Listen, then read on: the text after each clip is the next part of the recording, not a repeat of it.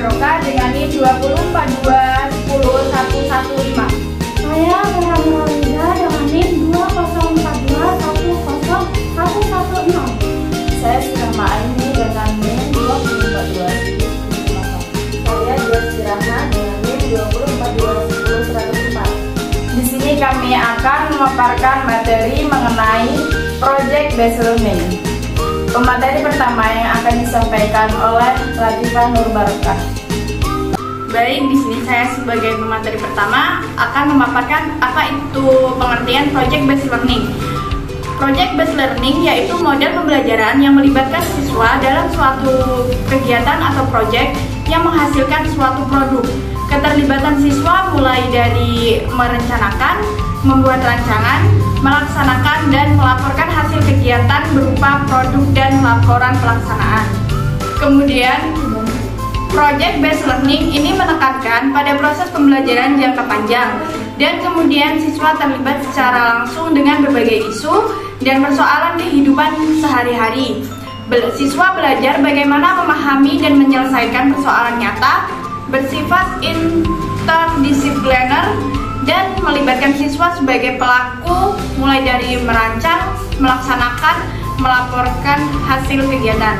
Mungkin itu saja yang dapat saya sampaikan tentang apa itu pengertian Project Based Learning, dan materi selanjutnya akan dilanjutkan oleh Raffi Ngatun. Baiklah, saya akan melanjutkan pemateri selanjutnya yaitu langkah-langkah. Langkah-langkah itu ada 6. Yang pertama, memulai dengan sebuah pertanyaan.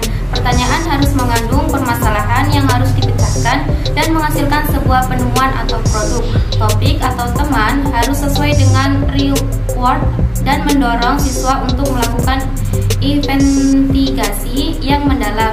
Yang kedua yaitu membuat perencanaan atau design a plan of the project.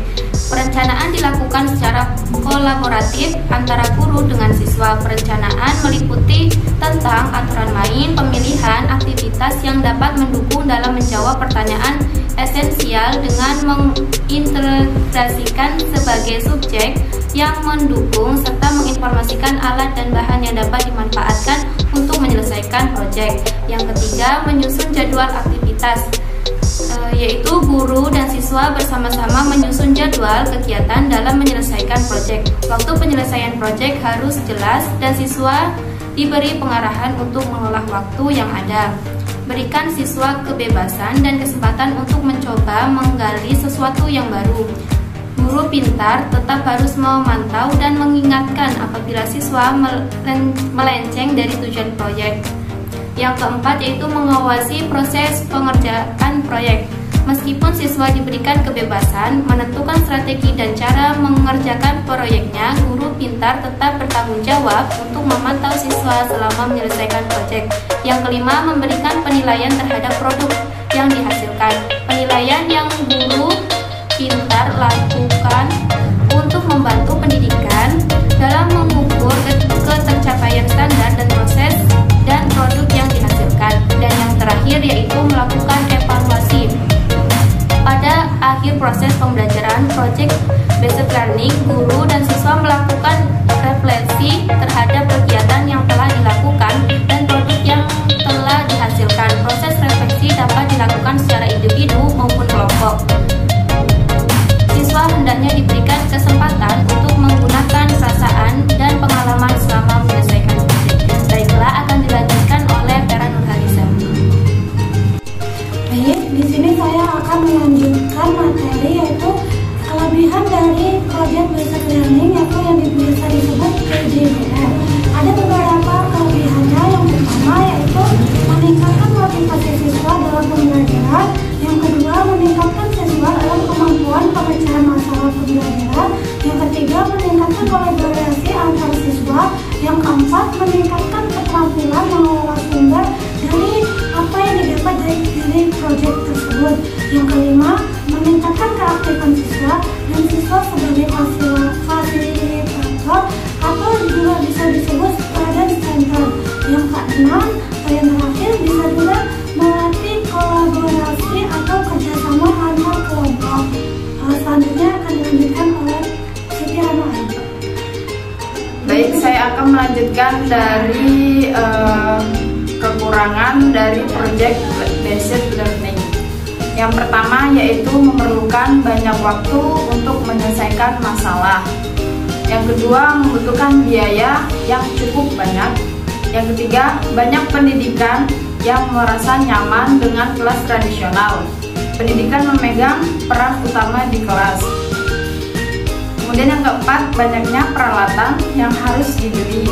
Yang kelima, peserta didik yang memiliki kelemahan dalam percobaan dan pengumpulan informasi dalam percobaan. Kemudian yang terakhir, peserta didik ada yang tidak aktif dalam kerja kelompok sehingga dikhawatirkan peserta didik tidak bisa memahami topik secara keseluruhan. Baik, selanjutnya penyampaian pemateri akan disampaikan oleh Dia Sigrahma. Baik, saya akan melanjutkan materi kita disampaikan oleh pemateri ketiga. Selanjutnya, pada penerapannya dalam pembelajaran guru dan peserta didik dapat bekerja sama mendesain proyek, merancang perencanaan proyek, dan menyusun jadwal. Untuk memandu pembelajaran ini, guru dapat mendesain instrumen-instrumen lembar kerja peserta didik karena pelaksanaan pembelajaran pada umumnya dilakukan sebagai tugas di luar tatap muka kecuali pelaporan hasil proyek. Dan untuk penilaiannya ini, guru harus menyiapkan instrumen penilaian proyek. Contoh pembelajaran berbasis proyek ini, yang pertama, misalnya dalam pembuatan tapai. Model pembelajaran berbasis proyek juga dapat diterapkan dalam pembelajaran sains, dalam bioteknologi, atau dengan pembuatan tapai. Dalam proyek ini, Bapak atau Ibu dapat memberikan siswa berupa proyek pembuatan tapai agar mereka lebih mudah memahami proses fermentasi pada makanan. Tak hanya itu, Bapak dan Ibu guru juga bisa meminta mereka untuk mengidentifikasi keberhasilan dan kegagalan dalam pembuatan tapai. Contoh yang kedua yaitu menggandakan atau membagi resep makanan. Caranya dengan penerapan teori matematika dalam kehidupan sehari-hari. Misalnya saja, teori aljabar yang dapat digunakan dalam kegiatan menggandakan atau membagi resep makanan menjadi 2 atau 3 resep. Dan seperti ini, ibu atau bapak guru dapat meminta siswa untuk membuat makanan dengan ukuran dengan porsi yang berbeda-beda. Dalam hal ini, jumlah bahan dan porsi digunakan sebagai variabelnya. Selain memastikan takaran, bumbu dan bahan, serta jumlah makanannya cukup, siswa juga harus memastikan kalau rasanya juga enak. Sekian